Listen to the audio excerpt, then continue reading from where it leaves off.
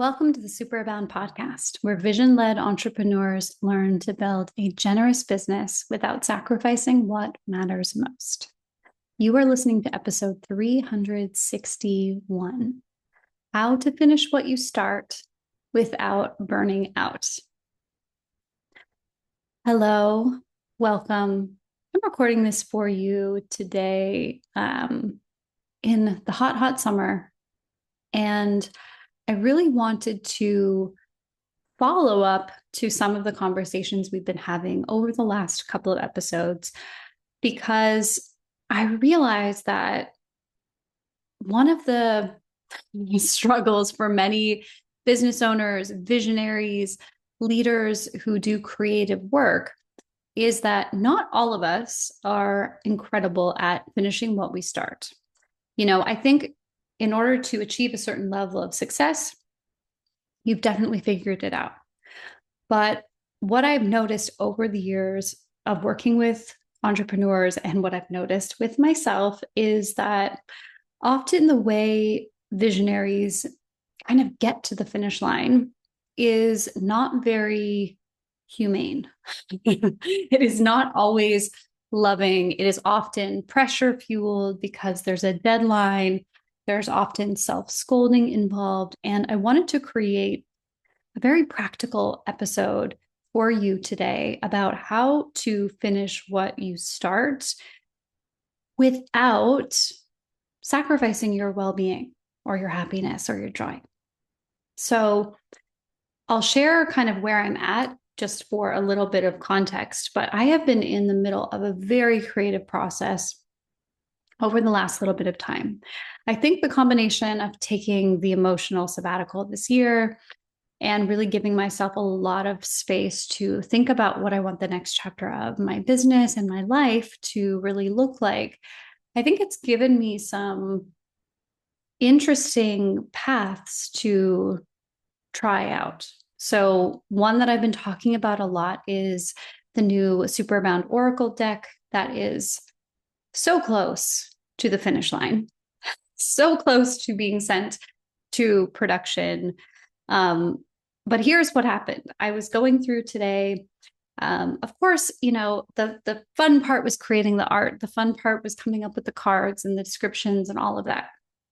But as I was going through, I am not a visual artist by training. I've never done any digital work at all. So I'm working with Photoshop right now, which is not a software I'm very familiar with, but I have to get all of my files to be the correct size. And I realize that some of you listening to this are saying, why wouldn't you just pay someone to do that?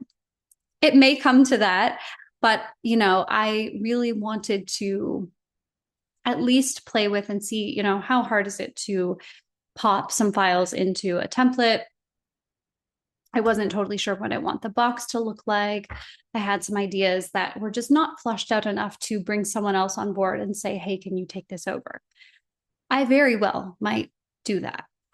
But I had a moment as I was going through all the artwork today. I came across a card and, again, I'm not a trained artist, but I actually think most of the cards are really neat. And I think the fact that they came to me kind of in a more intuitive, channeled, spiritually contacted way, I think there's a lot of energy in them. But I was going through them today and I came across this one card and I just kind of went, no, it's not capturing the essence of what I had intended or visualized this card to be. And I was like, it could be fine. I might just leave it and say like, oh, well, don't be a perfectionist. But there's a big part of me that just said, why wouldn't you just sit down for an hour and see if you could create something that you will be very happy and proud of? And so I had that kind of inner dialogue. And I had been thinking like, oh, I kind of miss doing the pastels. Like I haven't had any brilliant ideas come to me. So over the process of, maybe 10, 20 minutes, I'm walking around the house. The kids are home this summer. So we're kind of doing things together. I came to the decision that, okay, it'll take me about an hour probably to try some new artwork. If I don't love it, I will just stick with what I've got and I will move on, because my intention is that by the end of this week, all the files are ready to go to the printer. We'll get a test. And then when we are confirmed and we love the cards, the way that they look from the printer, I can start the pre-sale. I can start getting them ready. I can start talking to shipping partners. Like there's just so much on the other side of this. But I am in that part. I'm not a runner either, but I've heard from clients who have done ultra marathons and things like that.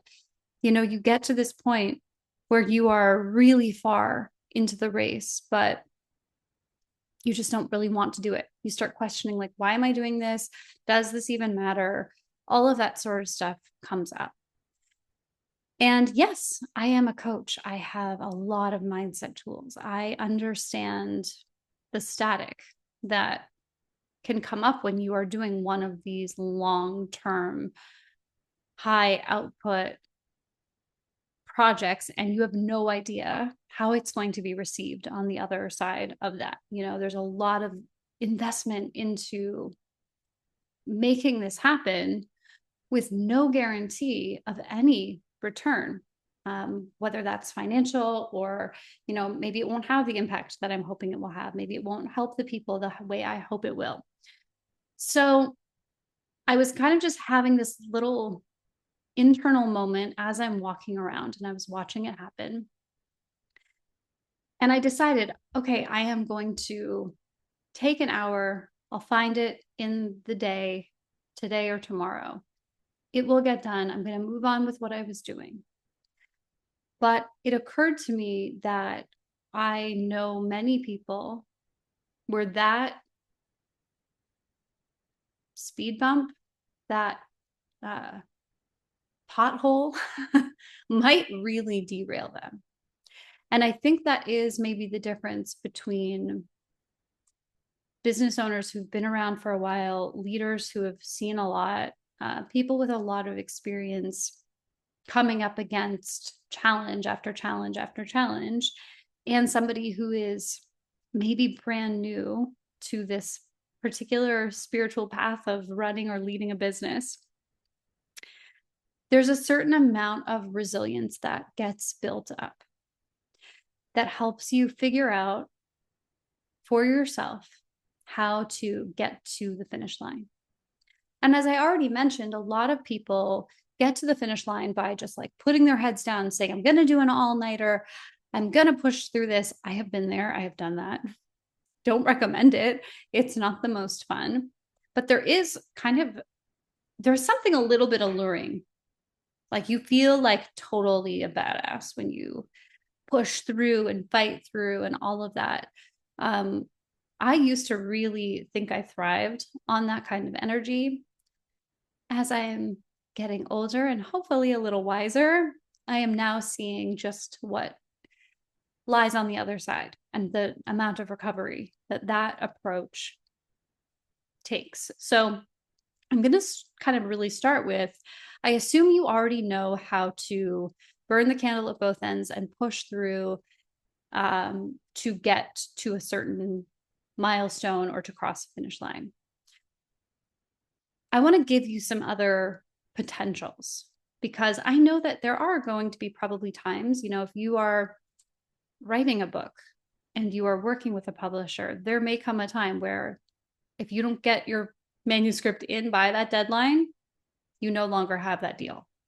There may be times where you are doing client-centered work and there's a big project and there's a big push and you're working maybe a little more or a little harder than what you would on a normal week. I understand that those moments exist and we sometimes have to rise to the occasion.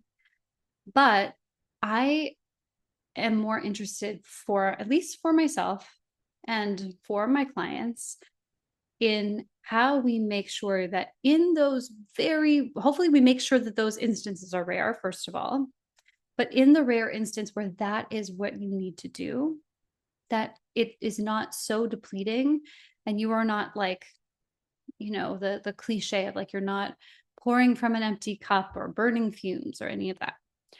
So, how do we cross the finish line without burning out? I will say, in case you are new to the podcast, I'm not a naturally organized person. When I am about to tell you that one of the keys to this is good planning, I don't say that coming from a place where that's like a natural skill that I have.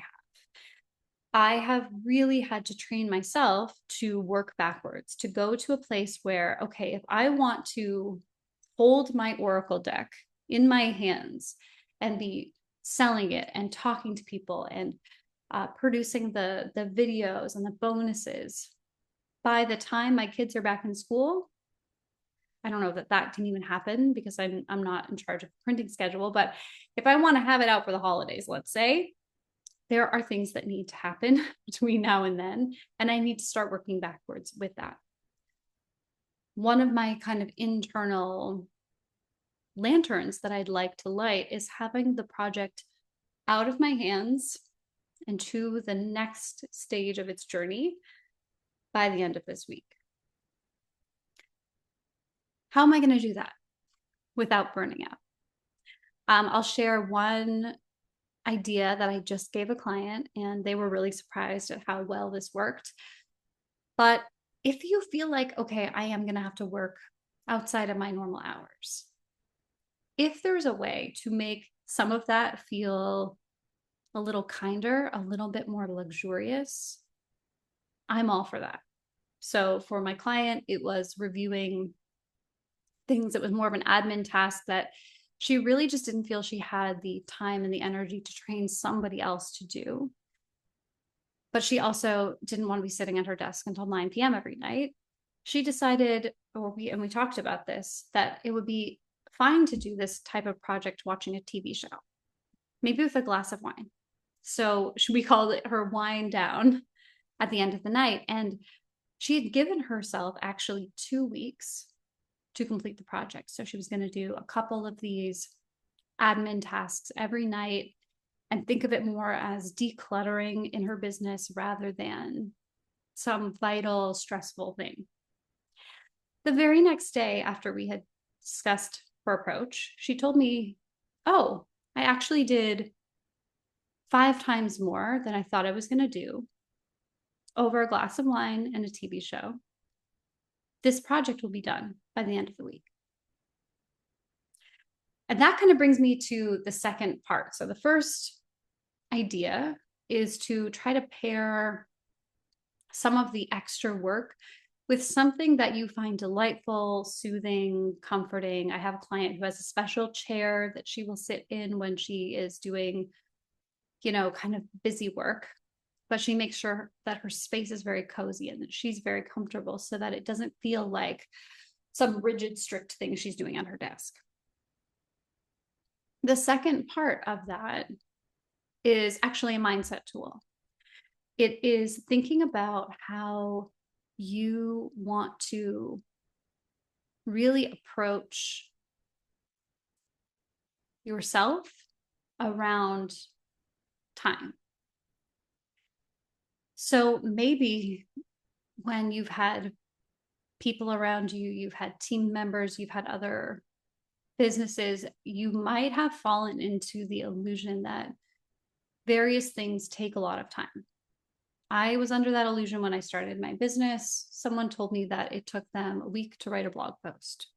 And so I thought, oh, well, this is a serious blogger. So if they do the writing on the Monday and the research on the Tuesday and the editing on the Wednesday, and then they send it to their person and they send, that totally worked for that person with that schedule. But I believed that blogs take a week. That didn't help me.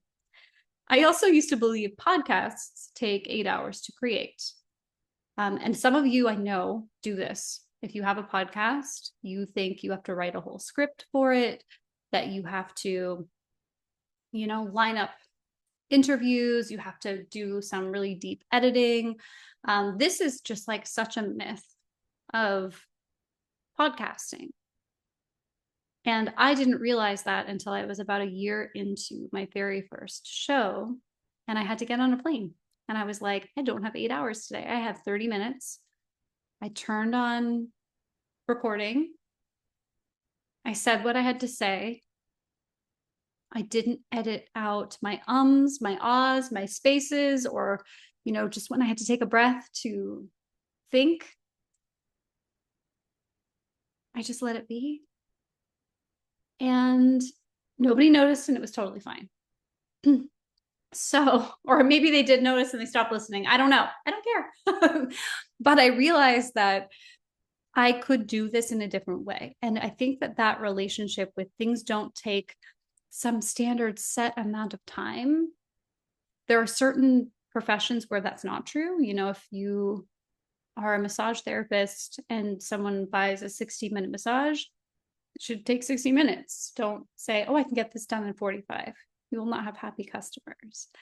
But there are so many other tasks where we have let other people often direct us to how long things take. We have probably overcomplicated systems that don't need to be so complicated. That is something that I'm saying it like it's easy to get out of that habit, but I think it's something that requires working with a coach, working with somebody who doesn't have those mindset restrictions that you might have. It's something I do with my clients, and I save them a lot of time because things don't take a certain amount of time. So that's the second piece, is like rethinking the relationship with how long something really has to take, or how detailed something has to be, or how complicated something has to be. I think a lot of companies have made a lot of money selling us complicated things in our business. Think about a marketing person who says, oh, here's what you need. You need this back and forth. You need 3 people on your team. You need somebody, creating something every day. You need someone else to be commenting. These are all just rules that are made up, and they might serve somebody. But if they don't actually fit into your business and they're not actually supporting the bottom line, they may not be true for you. So don't let yourself get tripped up on the speed bumps or thinking things have to take a certain amount of time, because that's often that energy and that mindset is where people start to burn out, because they have to think they have to do everything. They have to do all the things, and it has to be absolutely perfect, and you cannot put something out. It's really not true. And if you come at this actually from the perspective of being a visionary, when you have something to give, something to say, something that's going to help your people and help bring your vision into the world, you're probably going to want to do that as quickly as possible. You probably don't want to wait 6 months to launch something because you had to sit and look at, like, should we make the font 12 or 13 points? It's the little tiny things that someone has trained us to care about that probably don't really matter in the grand scheme of things. And you might disagree, and if you do, that's okay. But maybe you have more time than I do. Okay, and then the last piece of this that I will speak to today, I think we could talk about this for ages. It's really thinking about how you are feeding your creative process, how you are feeding yourself as you get to the finish line. People who are distance or endurance athletes have to think about their recovery. They have to think about how they are literally fueling themselves. And I know it's not like popular for business owners to talk about this, but we are also endurance athletes. Thinking and creating may not take the same physical strength as being an Olympian, but you are going through energy. You need to be fed. And of course, like your body, you need nourishment, you need sleep, you need water, you need all the good stuff that we know for our sustaining rituals and our well-being. You also need things to inspire you. You need joy. This is my whole theme for the next book I am writing, is the return on joy. Because if you are constantly generating and putting things out into the world, but you are not feeding yourself, you're not finding things that make you smile, that make you laugh, you're not letting yourself consume the goodness in the world around you, and you're only in problem solving mode or output mode, at some point you will wake up and your well will be dry.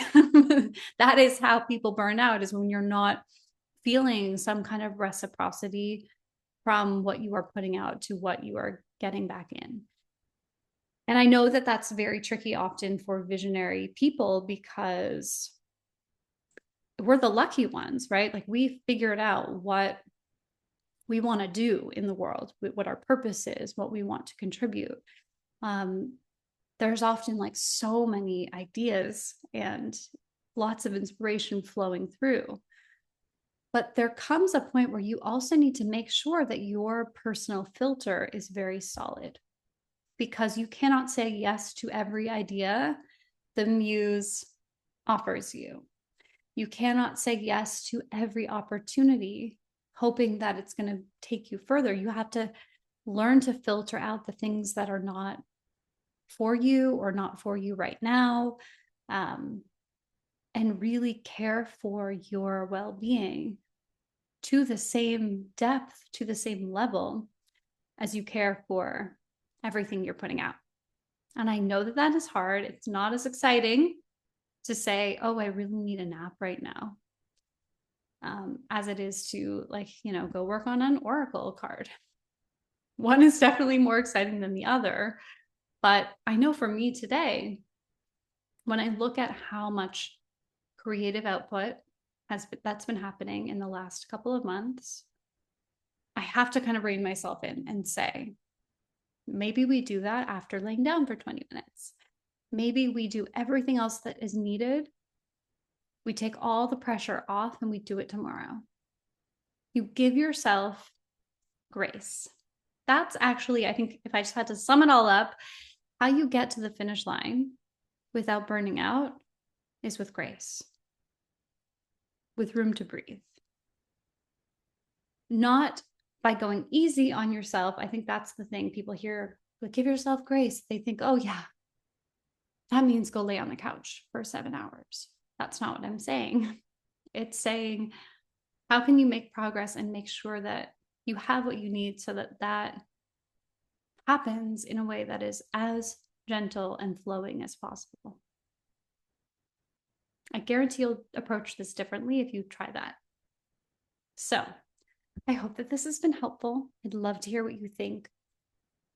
And if you do feel like, I struggle with this, I struggle with finishing what I start, or I struggle with finishing what I start without taxing my system, this is exactly what I help my clients with.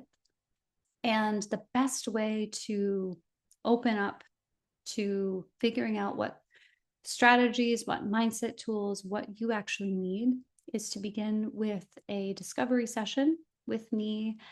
This is kind of like a mini retreat. So we get a lot of time together.